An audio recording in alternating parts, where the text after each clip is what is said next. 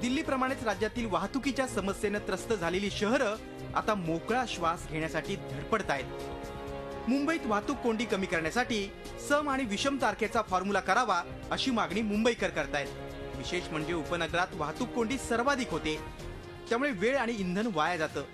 यात किमान थोडासा फरक पडेल असं काही नागरिकांना वाटतंय।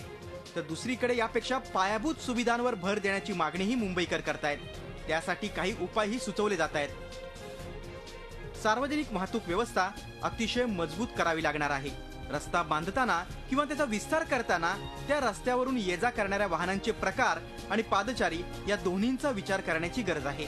ज्या रस्त्यांवर वाहनांची कमालीची गर्दी आणि ये जा असते अशा ठिकाणी हातगाडीवाल्यांना उभे राहू द्यायचं नाही। हे पथ्य प्रशासनानं पाळलं तर ही वाहतुकीची समस्या बऱ्याच अंशी कमी होईल।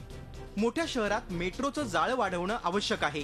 कार्यालयीन वेळा किंवा कॉलेजच्या वेळा बदलण्याचा विचार करता येईल।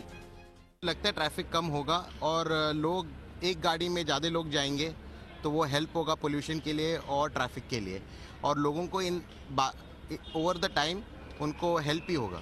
इधर एक जगह से दूसरे जगह जाने में बहुत ही टाइम लगता है इधर, तो गवर्नमेंट को कुछ करना ही पड़ेगा। आई टोटली फील ये जो ऑर्डर इवन नंबर का हो रहा है तो वो डेफिनेटली अच्छा ही होगा हमारे लिए। इवन एंड ऑड का फॉर्मूला है, it's a very old formula that has been happening in throughout other countries also, but यहाँ के लिए कुछ दूसरा ही सोल्यूशन निकालना चाहिए। That is not the solution.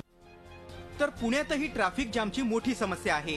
त्यासाठी काही उपाय सुचवले जात आहेत। रस्ता दुभाजक योग्य ठिकाणी पंक्चर करणं व पंक्चर न करणं, सिग्नलला टायमर लावणं, बस स्टॉप अगदी चौकाजवळ न ठेवता थोडा अंतरावर असावा, रिक्षाला सार्वजनिक वाहतुकीचा दर्जा देणं, रेल्वे स्टेशन बस स्टँड यावर त्यांना राखीव जागा ठेवणं, शाळेनं आपल्या उपलब्ध पार्किंगचा वापर पालकांना करू देणं, राईट टर्न बंद करून समोरासमोर वाहतुकीला प्राधान्य देऊन बहुसंख्यांची सोय प्रथम पाहणं, पार्किंगचे रेट टेलिस्कोपिक पद्धतीने लावणे, कोंडी टाळण्यासाठी रस्ता वाहता ठेवणे, कमी अंतरासाठी वाहन न चालवणं, पुण्यात थांबणारी रेल्वे केवळ पुणे जंक्शनला न थांबवता पिंपरीलाही थांबवणे, असे उपाय हे उपलब्ध पर्यायात कमी खर्चाचे आणि परिणामकारक असतात।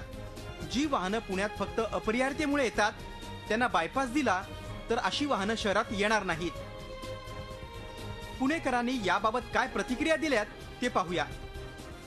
दिल्लीचा निर्णय एकदम योग्य आणि तो पुण्यात सुद्धा ॲप्लिकेबल आहे। पुण्याची वाहतूक समस्या एकदम बेकार झालेली आहे, तर तो निर्णय पुण्यात सुद्धा ठेवा, त्यामुळे सगळ्यांना त्याचा फायदा होईल। दिल्लीमधले जे रोड आहेत ते फार मोठे आहेत, त्यामुळे दिल्लीमध्ये हा निर्णय जो केलेला आहे तो ठीक आहे, पण पुण्यामध्ये रोड छोटे आहेत, ट्रॅफिक जास्त आहे, कार्स भरपूर आहेत, टू व्हीलर, त्यामुळं पुण्यामध्ये हा नियम काय चालेल असं वाटत नाहीये। घरटी वाहनं भरपूर असल्यामुळे प्रत्येक वाहन रस्त्यावर यायचं म्हटलं तर गर्दी होणारच, तर त्या दृष्टीने जर का समविषमचं करायला गेलं तर त्याचा नक्कीच फायदा होऊ शकेल। तर दुसरीकडे परिवहन मंत्री दिवाकर रावते यांची काय भूमिका आहे ती पाहूया। आपली अशी एक भौगोलिक परिस्थिती असते, त्याप्रमाणे त्यांना नियंत्रण आणि नियोजन करावं लागतं। त्याप्रमाणे दिल्लीने काय केलंय पण बाकीयांनी करावं असा विषयच नाही, ज्याने त्यांनी आपापल्या पद्धतीने नियंत्रण करावं। मुंबईने हे 15 वर्षापूर्वी 16 वर्षापूर्वी सुरू केलेलं आहे। मुंबईला नवीन नाही, 16 वर्ष झोपलेली दिल्ली आता जागी झाले एवढं। देशातील सर्वाधिक प्रदूषित शहरांमध्ये महाराष्ट्रातील काही शहरांचा समावेश आहे। राजधानी दिल्ली सारखा अभिनव प्रयोग राज्यात राबवला गेला पाहिजे, ही मागणी योग्यच आहे। त्यासाठी सामाजिक संस्थांनीही पुढाकार घेण्याची गरज आहे। Bureau report, Zee media. Zee 24 तास रहा एक पाऊल पुढे।